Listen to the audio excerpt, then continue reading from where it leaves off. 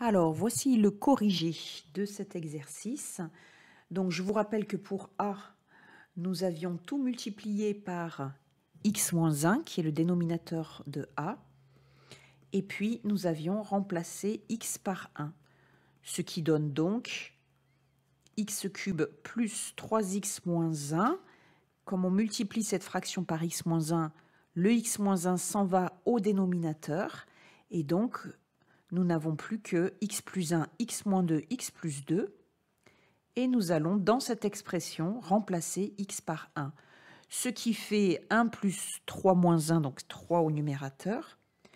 Et au dénominateur, eh bien, 2 fois moins 1 fois 3. Donc, nous obtenons, ici, ça se simplifie par 3. D'accord? Et donc, A égale à moins 1,5. C'est ce que nous avions obtenu. Alors, maintenant, pour B, même combat.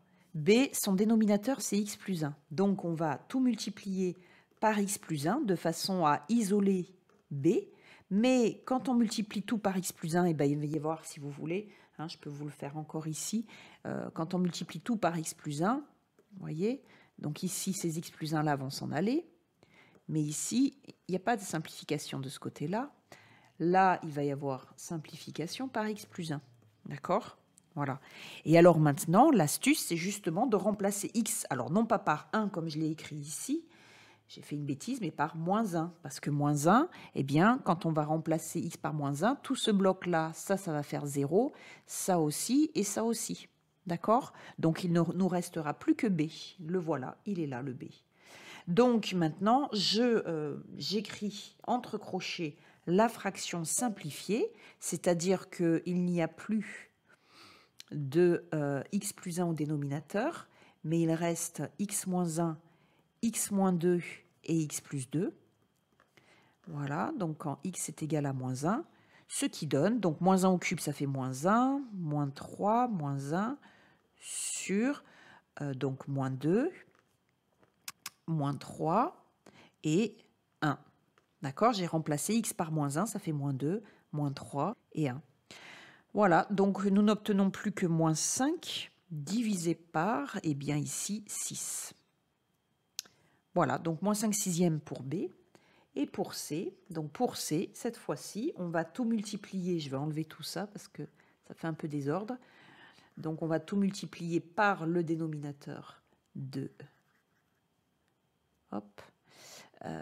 donc de C, c'est-à-dire par x moins 2. Et ensuite, on va remplacer x par ce qui annule x moins 2. D'accord? Donc, on a dit par x moins 2. Voilà. Et on remplace x par 2. Pourquoi? Parce que 2 annule x moins 2. D'accord? Voilà. Donc, ce qui donne, on écrit la fraction x³ plus 3x moins 1, le tout divisé par, alors cette fois-ci c'est x moins 2 qui s'en va, donc x moins 1, x plus 1, si on veut on peut même écrire x carré moins 1, comme ça facilite les calculs par la suite. Voilà, quand x est égal à 2, ça fait donc 8 plus 6 moins 1, divisé par 1 fois 3 fois 4. Donc ça nous donne, eh bien ici 14 moins 1, 13. 13 sur 12. Voilà, ça ne se simplifie pas, on laisse comme ça. Et pour D, eh bien pour D, cette fois-ci, on va multiplier par x plus 2, d'accord? De façon à isoler le D. Donc x plus 2, et on remplace x par ce qui annule x plus 2, c'est-à-dire moins 2, d'accord? Donc nous obtenons à ce moment-là la fraction simplifiée, x³ plus 3x moins 1, divisé par, alors, qu'est-ce qui nous reste au dénominateur? X moins 1, x plus 1. Si on veut, on peut écrire x carré et moins 1 directement. Facteur 2, x moins 2. Voilà, quand x est égal à moins 2. Ce qui donne, alors, moins 8. D'accord, attention, moins 2, le tout au cube, ça fait moins 8. Donc, moins 6, moins 1. Le tout divisé par moins 3 fois moins 1. fois moins 4. D'accord? Donc ça va donner moins 8, moins 16, enfin moins 15, pardon. D'accord? Moins 15. Puisque le tout divisé par 12, moins 12. D'accord? Ce qui fait 15 sur 12. Voilà. Donc il n'y a plus qu'à réécrire notre fraction f de x avec les coefficients que nous venons d'obtenir et nous n'avons plus qu'à faire du calcul intégral. Alors je vais écrire le résultat au-dessus là parce que je n'ai plus la place. Donc ça va donner A, on a trouvé moins 1 demi. Alors on peut l'écrire comme ça si on veut. Moins 1 demi fois 1 sur x moins 1.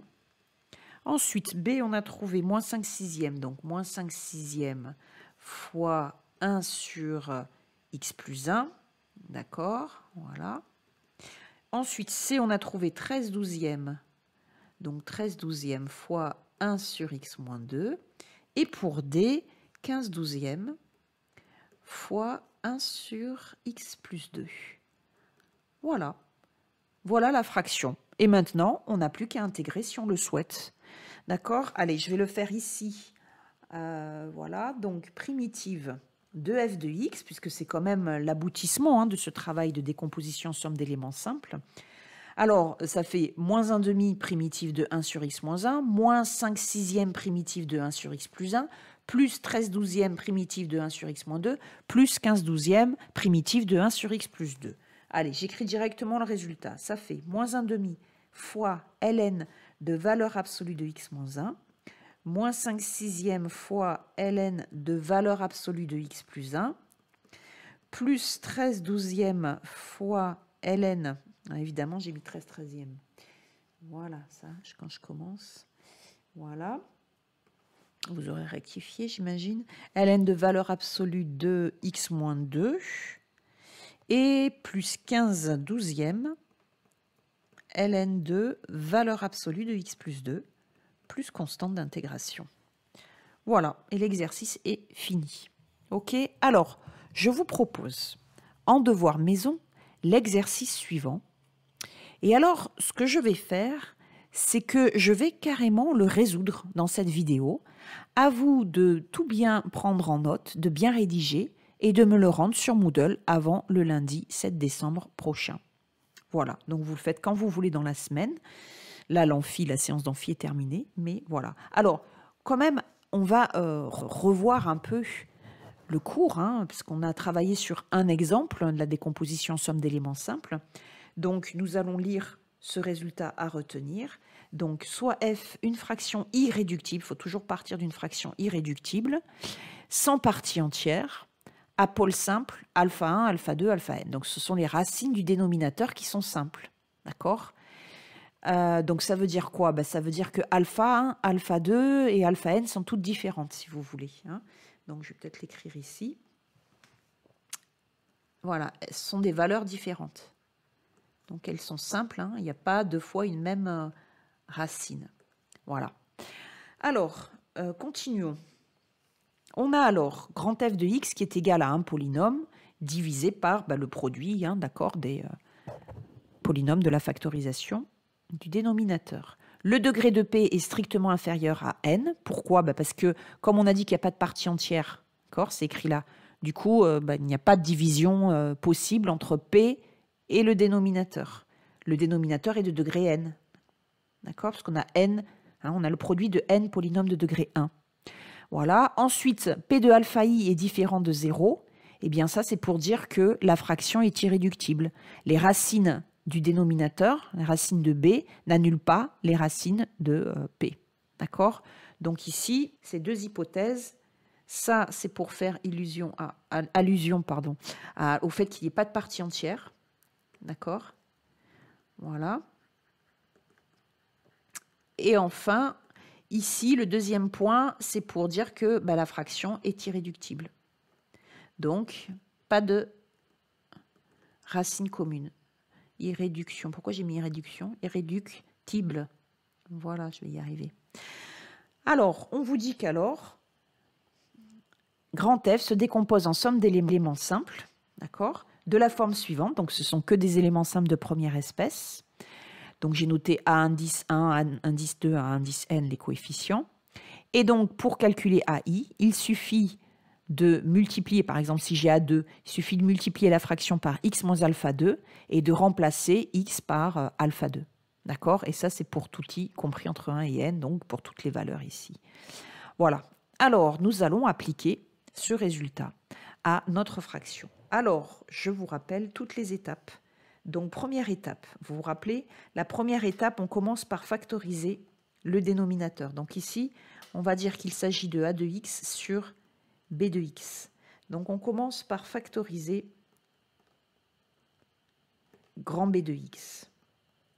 Alors, il s'agit d'un polynôme de degré 3, donc il nous faut chercher les racines évidentes. On va essayer 1 moins 1 pour commencer. Allez, on va commencer par 1. Donc, ça fait 2 moins 5, moins 22, moins 15. Bon, ça, on voit tout de suite que ça ne va pas marcher. Ensuite, on essaie moins 1. Ça va faire moins 2, moins 5, plus 22, moins 15. Oh, ça marche. Super.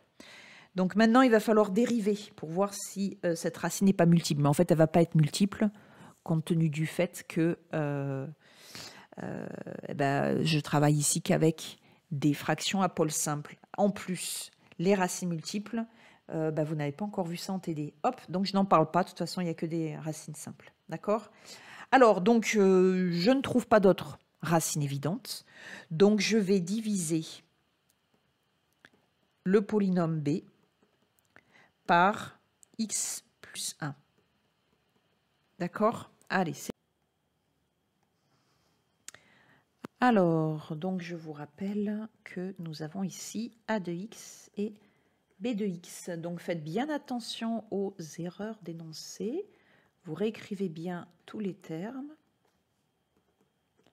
Voilà, donc on divise par x plus 1, on a dit. Et si tout se passe bien, le reste va être nul. D'accord? Donc il y va 2x carré. Donc 2x cube plus 2x carré. Ça fait moins 5x carré. Alors, moins 7x carré, moins 22x, moins 15. Donc ensuite, il y va... Alors, il y va moins 7x. D'accord, donc moins 7x carré, moins 7x. Ce qui donne moins 22x plus 7x, eh bien, ça fait moins 15x. Et moins 15. Voilà. Donc, il y va moins 15. D'accord? Donc, tout va bien. Le reste est bien nul. D'accord? Nous obtenons donc, ici, vous avez b de x. D'accord? Donc, b de x est égal à x plus 1, facteur de 2x carré moins 7x moins 15. Maintenant, on fait un delta. Alors, b carré moins 4ac, 49, 40, 120, 169. 169, c'est le carré de... Oui, c'est ça, de 13. Donc, moins b plus 13 sur 2a, ça fait 20 sur 4, ça fait 5. Et x2, c'est donc 7 moins 13. Voilà. Donc, ça va faire moins 6 sur 4. C'est ça, hein, moins 3 sur 2. Voilà. OK. Donc, de ce fait, nous allons pouvoir factoriser notre polynôme b de x. C'est donc x moins x plus 1. Facteur 2. Alors, attention, il y a un 2 ici. Hein, d'accord? Donc, ça va être 2 fois x moins 5, facteur de x plus 3 demi. Alors, ce qu'on peut faire, c'est ici, on va multiplier le 2 avec cette parenthèse-là. Voilà, comme c'est un produit, hein, vous savez, le produit, on dit qu'il est associatif. Donc, on peut permuter ici les facteurs. Donc, on va avoir x plus 1, facteur de x moins 5, facteur de 2x plus 3. Voilà pour la factorisation de b de x. Donc, l'étape 1 est finalisée. Alors, maintenant, nous passons à l'étape 2. Donc, je vous rappelle le résultat précédent. Hein, nous avons ici factorisé le dénominateur. C'est l'objet de l'étape 1. Donc, l'étape 2, maintenant, nous allons déterminer si la fraction est irréductible. Donc, f est-elle irréductible? D'accord? Si elle l'est, nous passons à l'étape suivante. Si elle ne l'est pas, nous la réduisons. Alors, pour cela, vous vous rappelez, on regarde si A et B ont des facteurs communs. Or, ici, vu que le polynôme A n'est pas factorisé, et nous n'avons pas envie de le faire, eh bien, nous ne voyons pas s'il y a des facteurs communs, et donc nous allons tester les racines du polynôme B sur le polynôme A. S'il y a une racine commune, ça veut dire qu'il y a un facteur commun. Il peut y avoir plusieurs racines communes, hein, d'accord? Donc, il faut toutes les essayer. Alors, donc nous, on sait que B de moins 1 est égal à 0, B de 5 aussi, et B de moins 3 demi également. Donc, nous allons essayer A de moins 1. Ça va faire 2 plus 7 moins 20 plus 7 plus 4, ce qui fait 14, 16, ça marche, ça fait 20 moins 20, d'accord? Donc, ça fait 0. Ok, donc on a déjà une racine commune, donc elle est réductible. Alors, on va regarder si 5 est racine commune. Donc, ça va faire 2 fois 5 puissance 4, moins 7 fois 5 au cube, moins 20 fois 5 au carré, moins 7 fois 20, plus 4. Et donc ici, vous pouvez le faire à la machine à calculer si vous voulez, mais vous voyez très bien que ça va être non nul. Et enfin, A de moins 3 demi. Donc ça va faire 2 fois la puissance 4, ça fait 3 puissance 4 sur 2 puissance 4, d'accord? Moins 7 fois, plus du coup, puisque c'est négatif, hein, 3 au cube sur 2 au cube. Moins 20 fois 3 au carré sur 2 au carré. Plus 7 fois 3 sur 2 et plus 4. Et ça fait différent de 0. D'accord? Vous pouvez regarder ça rapidement à la machine à calculer si vous le souhaitez. Voilà, donc en fait, A et B ont une racine commune. Donc la fraction est réductible. Le facteur commun, c'est x plus 1. D'accord? Voilà. Donc A et B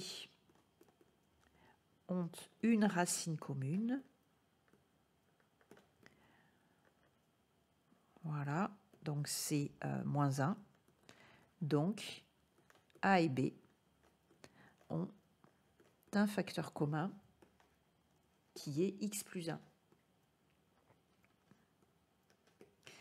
Voilà, donc pour pouvoir simplifier, d'accord, donc maintenant on va réduire la fraction, hein, on réduit grand F. Donc pour pouvoir simplifier grand F, eh bien il va falloir diviser le polynôme grand A par x plus 1. D'accord? Allez, vous pouvez éventuellement mettre sur pause puis sur play pour avoir la solution. Alors, la solution, donc ici je l'ai déjà faite, hein, parce que ça va plus vite. Alors voilà, donc le polynôme A, nous l'avons divisé, pourquoi j'ai mis B là? C'est A, voilà. Nous l'avons divisé par x plus 1 et nous avons bien entendu trouvé un reste nul. Et voilà notre quotient. Donc, grand F de x va être égal à... Alors, grand A de x, c'est donc x plus 1, facteur de 2x cube moins 9x carré moins 11x plus 4, divisé par x plus 1, facteur de x moins 5 et 2x plus 3. D'accord? Donc, on simplifie par x plus 1. Et il ne nous reste plus qu'à passer à l'étape suivante. Alors, vous vous rappelez l'étape suivante, l'étape 3. On part d'une fraction irréductible, hein, donc c'est le cas ici, hein, grand F est maintenant irréductible. Donc on part d'une fraction irréductible et on va ici chercher si cette fraction possède une partie entière. Alors, donc, je vous rappelle que ici, nous partons de cette fraction maintenant, la fraction simplifiée.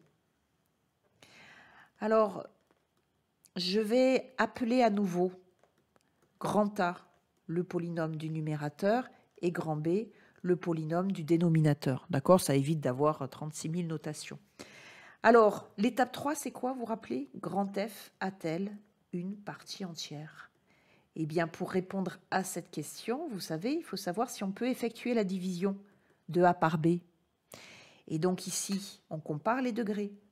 Le degré de A, c'est égal à 3, et le degré de B, c'est égal à 2. Donc, la fraction possède une partie entière et nous allons effectuer la division euclidienne de 2x³ moins 9x carré moins 11x plus 4 par, il faut développer x moins 5 fois 2x plus 3. Voilà, donc pour gagner un peu de temps sur cette vidéo, j'ai effectué la division, donc de A par B, comme prévu. Voilà, donc j'obtiens, alors là, il faut faire bien attention à cette division, puisque nous n'avons pas le moyen de vérifier le reste, il est non nul. D'accord? Donc il va falloir bien soigner votre division ici, de façon à ne pas vous tromper dans les calculs.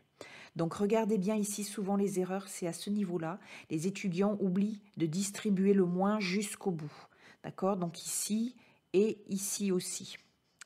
Bien, alors de ce fait, nous obtenons donc que notre fraction grand F, c'est grand A sur grand B. A, c'est BQ plus R. On scinde en deux la fraction, ce qui fait BQ sur B, c'est-à-dire Q, plus R sur B. Donc voilà notre partie entière, ici grand B. Alors, c'est parti, donc nous obtenons grand F de x est égal à Q, c'est-à-dire x moins 1, plus R sur B. Alors on peut soit mettre moins en facteur ici ou pas, comme on veut. Allez, je vais mettre comme ça, moi. Voilà, et B, vous vous rappelez que B, c'est x moins 5 facteur de 2x plus 3. Voilà, donc ici, je vais l'écrire sous forme factorisée, puisque c'est comme ça que nous allons continuer notre décomposition en somme d'éléments simples. Donc, nous avons obtenu la partie entière, et maintenant, nous allons nous occuper de cette fraction. Est-ce qu'on sait intégrer cette fraction? Eh bien non, toujours pas, d'accord? Donc, il faut la décomposer en somme d'éléments simples. Donc, je laisse de côté la partie entière, je vais renommer, je vais nommer plutôt.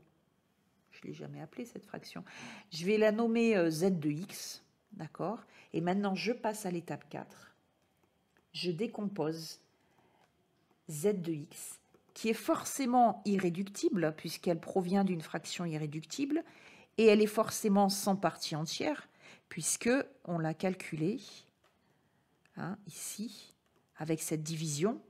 Et dans cette division, eh bien, le numérateur de z, c'est le reste de la division, d'accord? Donc le numérateur, voilà, le reste, il est de degré strictement inférieur forcément à b, qui est le dénominateur, d'accord? Donc forcément, on tombe sur une fraction irréductible sans partie entière si on a bien effectué les étapes précédentes. Alors maintenant, étape 4, c'est parti, on décompose la fraction z, qui est irréductible et sans partie entière, en somme d'éléments simples. Alors, pour cela, eh bien, nous allons nous appuyer sur la factorisation du dénominateur. C'est la factorisation du dénominateur qui nous donne la forme de la décomposition. Donc, il ne faut pas être fainéant ici. Vous recopiez votre fraction et vous allez écrire, eh bien, cette fraction, elle est issue de la somme de deux fractions simples, lesquelles A sur x moins 5 et B sur 2x plus 3. Il ne nous reste plus qu'à calculer A et B. Donc pour calculer A, vous vous rappelez, on isole A en multipliant par x moins 5 et on remplace x par ce qui annule x moins 5. OK? Allez, c'est parti. Donc on a dit A égale à x moins 5 fois z de x quand x égale à 5. Ce qui fait, alors là, toujours pareil, une fois que vous serez suffisamment à l'aise, vous pourrez directement calculer, même de tête parfois. Voilà, donc on simplifie par x moins 5, bien entendu. Ce qui fait moins 15 moins 11, divisé par 10 plus 3. D'accord? Donc, ça fait moins 26 sur 13, ce qui donne moins 2. Eh bien, nous avons 2x plus 3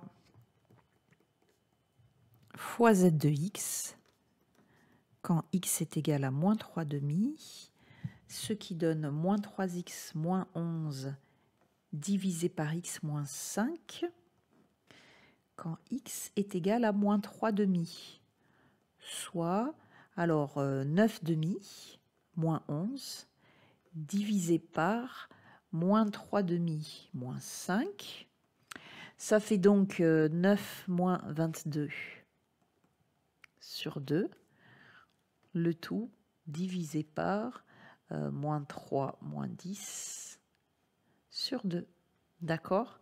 Donc, ça va donner B égale, alors au numérateur, nous allons donc avoir moins 13 sur 2, et au dénominateur, moins 13 sur 2. Donc, nous obtenons 1 pour B. D'accord? Donc, nous n'avons plus qu'à écrire z de x égale, nous remplaçons a et b par les valeurs obtenues, c'est-à-dire moins 2 fois 1 sur x moins 5 et plus 1 sur 2x plus 3. Voilà. Conclusion. N'oubliez pas que nous avions une partie entière. D'accord? Conclusion. Vous vous rappelez que grand F de x, alors, voilà, c'était ici. Hein, d'accord? Grand F de x, c'est x moins 1 plus z de x. Donc, il faut écrire x moins 1 plus z de x. D'accord? Donc, conclusion. La décomposition en somme d'éléments simples de f de x est donc égale à x moins 1 moins 2 sur x moins 5 plus 1 sur 2x plus 3.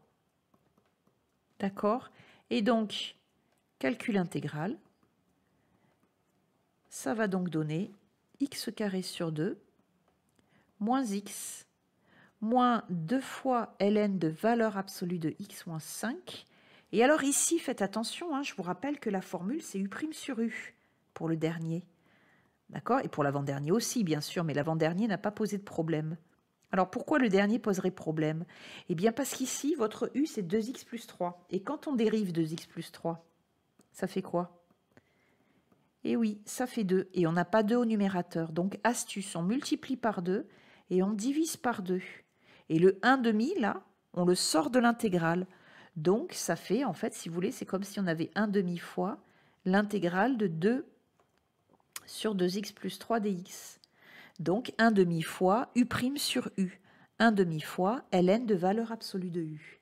Donc, ce qui donne plus 1/2 fois ln de valeur absolue de 2x plus 3. Et plus la constante d'intégration, il ne faut pas l'oublier, j'ai plus la place, mais voilà. Voilà, donc vous pouvez rédiger cet exercice, il est déjà résolu, donc vous n'avez plus qu'à le rédiger et à me le rendre sur Moodle avant le lundi 7 décembre 8 h. Donc ça va, si vous avez bien suivi, il suffit de tout recopier. Allez, bon courage pour la suite.